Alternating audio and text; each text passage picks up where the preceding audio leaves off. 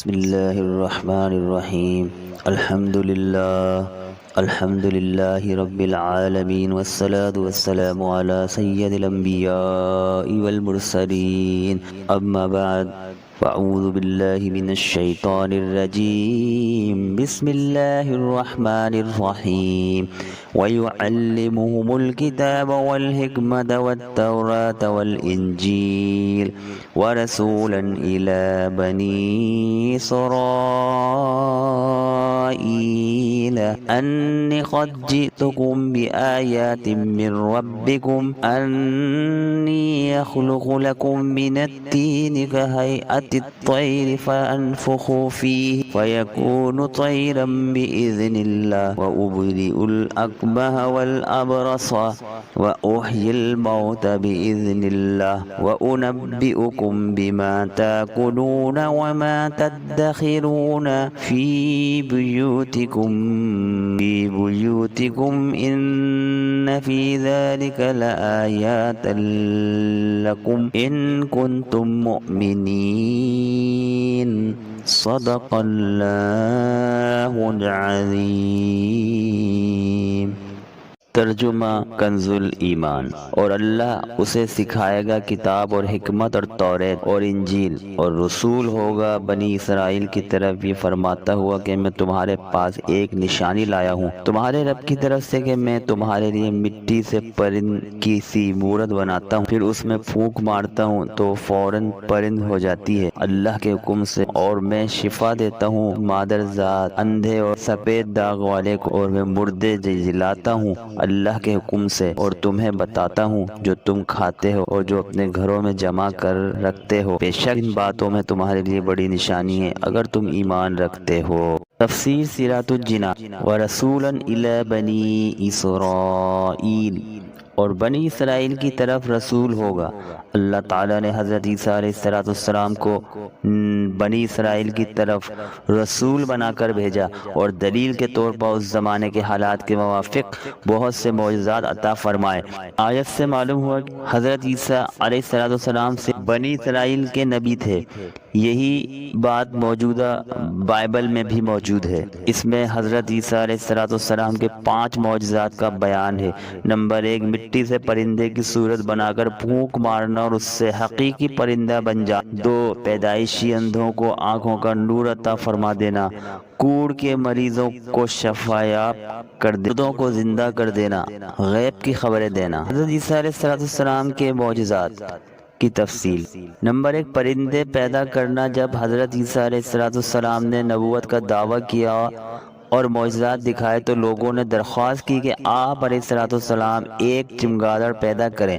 آپ علیہ السلام نے مٹی سے چمگادڑ کی صورت بنائی، پھر اس میں پھونک ماری تو وہ اڑنے لگی۔ چمگادڑ کی خصوصیت یہ ہے کہ وہ اڑنے والے جانوروں میں بہت عجیب ہے اور قدرت پر دلالت کرنے میں دوسروں سے بڑھ کر ہے، کیونکہ وہ بغیر پروں کے اڑتی ہے اور دانت رکھتی ہے اور ہنستی ہے، اور اس کی مادہ کے چھاتی ہوتی ہے اور وہ بچہ جنتی ہے، حالانکہ اڑنے والے جانوروں میں یہ باتیں نہیں ہیں۔ نمبر 2، کوڑیوں کو شفا یاب کرنا۔ عیسیٰ علیہ السلام اس مریض کو بھی شفا دیتے جس کا برس بدن میں پھیل گیا ہو اور اطباء اس کے علاج سے عاجز ہوں۔ چونکہ حضرت عیسیٰ علیہ السلام کے زمانے میں طب کا علم انتہائی عروج پر تھا اور طب کے ماہرین علاج کے معاملے میں انتہائی مہارت رکھتے تھے، اسی لیے ان کو اسی قسم کے معجزات دکھائے گئے تاکہ معلوم ہو کہ طب کے طریقے سے جس کا علاج ممکن نہیں ہے اس کو تندرست کر دینا یقیناً معجزہ اور نبی کی نبوت کی دلیل ہے۔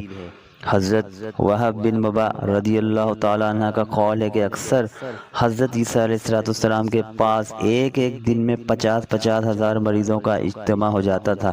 ان میں جو چل سکتا تھا وہ حاضر خدمت ہوتا تھا، اور جسے چلنے کی طاقت نہ ہوتی اس کے پاس خود حضرت عیسیٰ علیہ السلام تشریف لے جاتے اور دعا فرما کر اس کو تندرست کرتے اور اپنی رسالت پر ایمان لانے کی شرط کر لیتے۔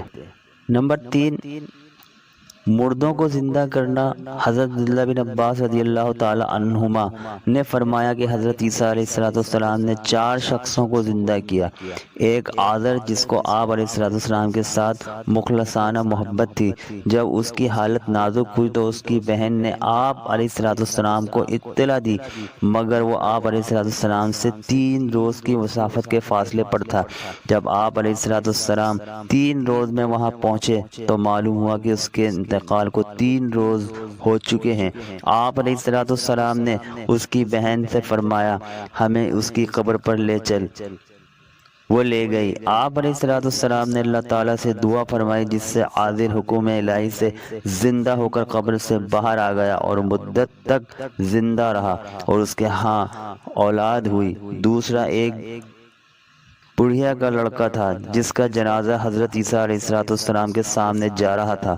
آپ علیہ السلام نے اس کے لیے دعا فرمائی۔ وہ زندہ ہو کر جنازہ اٹھانے والوں کے کندھوں سے اتر پڑا اور کپڑے پہنے گھر آ گیا، پھر زندہ رہا اور اس کے ہاں اولاد بھی ہوئی۔ تیسری ایک لڑکی تھی جو شام کے وقت مری اور اللہ تعالیٰ نے حضرت عیسیٰ علیہ السلام کی دعا سے اس کو زندہ کیا۔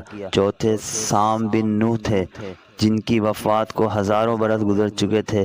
لوگوں نے خواہش کی کہ آپ علیہ السلام ان کو زندہ کریں، چنانچہ آپ علیہ السلام نے ان کی نشاندہی کی۔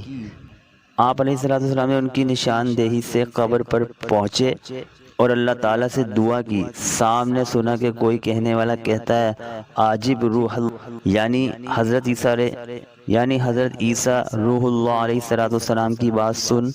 یہ سنتے ہی وہ مرعوب اور خوف زدہ اٹھ کھڑے ہوئے اور انہیں گمان ہوا کہ قیامت قائم ہو گئی۔ اس کی دہشت سے ان کے سر کے آدھے بال سفید ہو گئے۔ پھر وہ حضرت عیسیٰ علیہ السلام پر ایمان لائے اور انہوں نے حضرت عیسیٰ علیہ السلام سے درخواست کی کہ وہ دوبارہ انہیں سکرات موت کی تکلیف نہ ہو، اس کے بعد انہیں واپس کیا جائے۔ چنانچہ اسی وقت ان کا انتقال ہو گیا۔ حضرت عیسیٰ علیہ السلام جسے زندہ فرماتے اسے بِإِذْنِ اللہ یعنی اللہ کے حکم سے فرماتے۔ اس فرمان میں عیسائیوں کا رد ہے جو حضرت عیسیٰ علیہ السلام کو الوہیت یعنی خدا ہونے کے قائل تھے۔ نمبر 4، غیب کی خبریں دینا۔ جب حضرت عیسیٰ علیہ السلام نے بیماروں کو اچھا کیا اور مردوں کو زندہ کیا تو بعض لوگوں نے کہا یہ تو جادو ہے اور کوئی معجزہ دکھائیے، تو آپ علیہ السلام نے فرمایا کہ جو تم کھاتے ہو اور جمع کر رکھتے ہو میں اس کی میں خبر دیتا ہوں، اور حضرت عیسیٰ علیہ السلام کے دست مبارک پر یہ معجزہ بھی ظاہر ہوا۔ آپ علیہ السلام آدمی کو بتا دیتے تھے جو کل کھا چکا اور جو آج کھائے گا اور جو اگلے وقت کے لیے تیار کر رکھا ہوتا۔ آپ علیہ السلام کے پاس بہت سے بچے جمع ہو جاتے تھے۔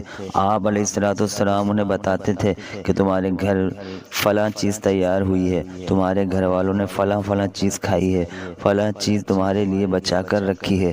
بچے گھر جاتے اور گھر والوں سے وہ چیز مانگتے، گھر والے وہ چیز دیتے اور ان سے کہتے کہ تمہیں کس نے بتایا؟ بچے کہتے حضرت عیسیٰ علیہ السلام نے۔ تو لوگوں نے اپنے بچوں کو آپ علیہ السلام کے پاس آنے سے روکا اور کہا کہ وہ جادو ان کے پاس نہ بیٹھو، اور وہ ایک مکان میں سب بچوں کو جمع کر دیا۔ حضرت عیسیٰ علیہ السلام بچوں کو تلاش کرتے تشریف لائے تو لوگوں نے کہا وہ یہاں نہیں ہے۔ آپ علیہ السلام نے فرمایا کہ پھر اس مکان میں کون ہے؟ انہوں نے کہا سور ہیں۔ فرمایا ایسا ہی ہوگا۔ اب دروازہ کھولا تو سب سور ہی سور تھے۔ سورہ آل عمران کی آیت نمبر 49 سے معلوم ہونے والے عقائد و مسائل۔ اس آیت مبارکہ سے بہت سے عقائد و مسائل معلوم ہوتے ہیں۔ نمبر 1، حضرت عیسیٰ علیہ السلام کو معجزات عطا ہوئے۔ نمبر 2، انبیاء علیہ السلام کو اللہ تعالیٰ کی طرف سے۔ نمبر 2، انبیاء کرام علیہ السلام کو اللہ تعالیٰ کی طرف سے معجزات عطا ہوتے ہیں۔ نمبر 3، بہت سے معجزات انبیاء کرام علیہ السلام کے اختیار سے ظاہر ہوتے ہیں۔ یہ نہیں کہہ سکتے کہ انبیاء علیہ السلام کا ان معجزات میں کوئی اختیار نہیں ہوتا۔ معجزات بہت سی قسموں کے ہو سکتے ہیں، حتیٰ کہ مردوں کو زندہ کرنے کا بھی معجزہ ہوتا ہے۔ نمبر 5، اللہ تعالیٰ اپنے پیاروں کو اختیارات اور قدرتیں عطا فرماتا ہے۔ نمبر 6، محبوبان خدا لوگوں کی حاجت روائی پر قدرت رکھتے ہیں اور ان کی مشکل کشائی فرماتے ہیں۔ نمبر 7، محبوبان خدا عام عادات سے ہٹ کر مشکل کشائی کرتے ہیں۔ نمبر 8، محبوبان خدا کی قدرتیں عام مخلوق کی قدرتوں سے بڑھ کر اور بالاتر ہوتی ہیں۔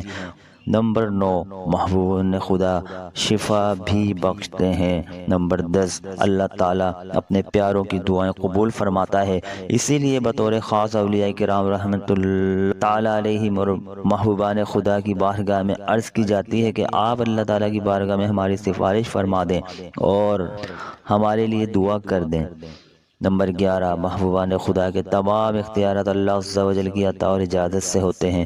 نمبر 12، محبوبان خدا کے اختیارات کا انکار کرنا سیدھا قرآن کا انکار کرنا ہے۔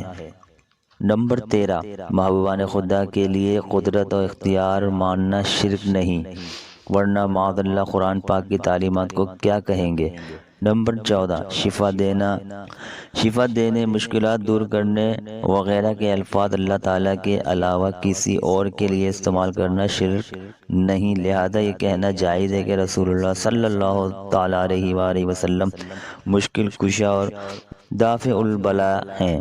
یہ اللہ عز و جل کے پیارے اولاد دیتے ہیں، کیونکہ حضرت عیسیٰ علیہ السلام نے فرمایا کہ مردے زندہ کرتا ہوں میں، لا علاج بیماروں کو اچھا کرتا ہوں میں، غیبی خبریں دیتا ہوں، حالانکہ یہ کام رب عز و جل کے ہیں۔ نمبر 15، محبوبان خدا غیب کی خبریں جانتے ہیں، جیسے حضرت عیسیٰ علیہ السلام گھروں میں رکھی ہوئی چیزوں کو بھی جانتے تھے۔ نمبر 16، محبوبان خدا کے لیے علوم غیبیہ ماننا توحید کے منافی نہیں، بلکہ اللہ تعالیٰ کی عطا کا انکار کرنا توحید کے منافی ہے۔ اس آیت میں جتنا غور کرتے جائیں اتنا ہی زیادہ عقائد اہل سنت واضح ہوتے جائیں گے۔